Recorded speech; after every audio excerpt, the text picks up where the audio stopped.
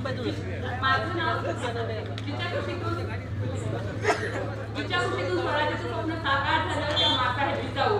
ज्या महापुरुषांनी हे स्वप्न सत्यामध्ये उतरवलं ते राजे शिवछत्रपती आणि ज्या वारसाने या लिहिलं या पेडलं ते राजे शंभू छत्रपती. या तिन्ही महापुरुषांना मी प्रथमतः अभिवादन करते. माझे नाव सोनाली मेहता. मी आज ज्या मातीमध्ये उभा आहे हीच ती माती जिने 750 वर्ष आधी देवगिरीचं बिलोरी साम्राज्य पाहिलं. ज्या मातीने स्वातंत्र्याच्या ढिंगीला इथंच जन्म दिला त्याच मातीने इथे शिवशिवा फेडले, इथे जिजाऊ बनल्या आणि हीच स्वातंत्र्याची ढिंगी पुढे शिवनेरीवर गेली आणि शिवनेरीवर एका दिवेच्या रूपाने प्रकटली आणि तोच दिवा पुढे सह्याद्रीचा छावा झाला. आज पुन्हा एकदा त्याच मातीमध्ये महाराष्ट्र एकवटल्यासारखं वाटतंय. खरं तर आपण ज्या महाराष्ट्रामध्ये राहतो तो महाराष्ट्र नेमका कसा आहे? खरं तर महाराष्ट्र म्हणजे मावळ मातीचा, मावळ मनाचा महाराष्ट्र, भक्तीच्या आईला देवीच्या शक्तीचा पहिला महाराष्ट्र, माती दुमसणारा तेजोमय रक्तकुंकवाचा धगधगता इतिहासात ठेवून पेटणारा महाराष्ट्र, कोणादी थाटाटाटनं स्वतःच्या जीवाला पेटवणारा महाराष्ट्र, मराठ्यांचा स्वाभिमान जिवंत आणि ज्वलंत ठेवणाऱ्या जगदंबा पोता घेऊन धावणारा वादळांचा माझ्या शिवबाचा महाराष्ट्र. पण हा महाराष्ट्र फोडला होता निश्चित निराकार सारखा असल्यासारखा की नव्हता शिवधर्माचा अभिमान, की नव्हता स्वराज्याचा स्वाभिमान, की नव्हता शिवधर्माचा अभिमान, की नव्हता स्वराज्याचा स्वाभिमान. आणि अशाच वेळी गुंतली एक ओळ सह्याद्रीच्या दऱ्याखोऱ्यात आणि जे झोपले होते ते खडकन जागे झाले, जे जागे होते ते उभे झाले, जे उभे होते ते चालते झाले आणि चालणाऱ्यांच्या खांद्यावर सह्याद्रीचे निशाण आले. हे राज्य व्हावे ही स्त्रींची इच्छा बघू लागली.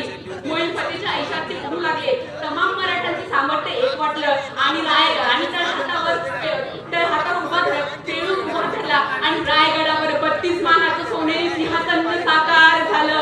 सकाळी गुणमंडित अखंड क्षणांकुश राजकारी धुरंधर श्रीमान महाराज राजाधिराज शिवछत्रपती शिवाजी महाराज की जय.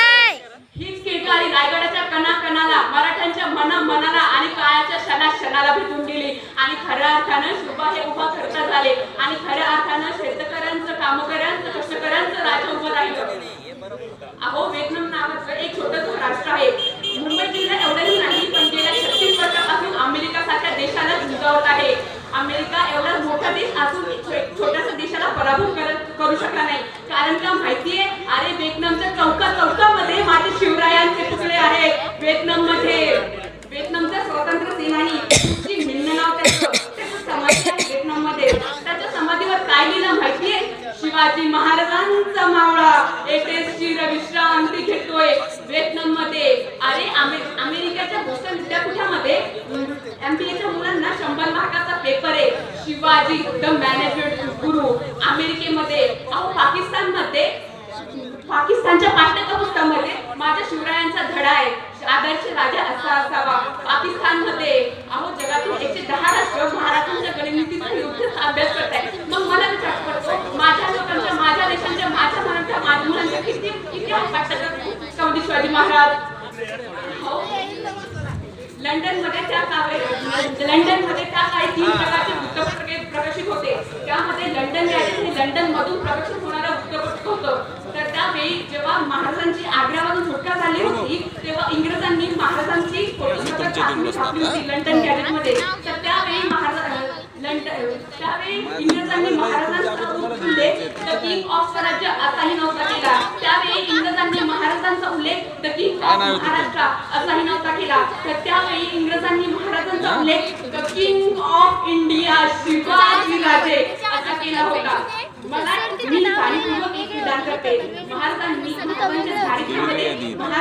एक वापरले नाही आणि एक माणूस पुन्हा वापरला नाही. अरे महाराज सोबत गेले होते, सोबत भेटायला नाही. पोर्तुगीज पराभूत, डच पराभूत, इंग्रज पराभूत, फ्रेंच पराभूत, सगळ्यांचा पराभव केला माझ्या महाराजांनी.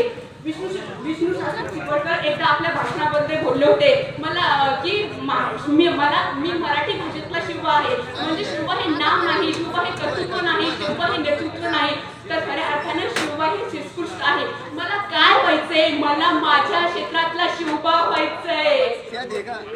मी एवढे बोलून 2 शब्द संपवते. जय हिंद, जय शिवाजी, जय जिजाऊ, जय महाराष्ट्र.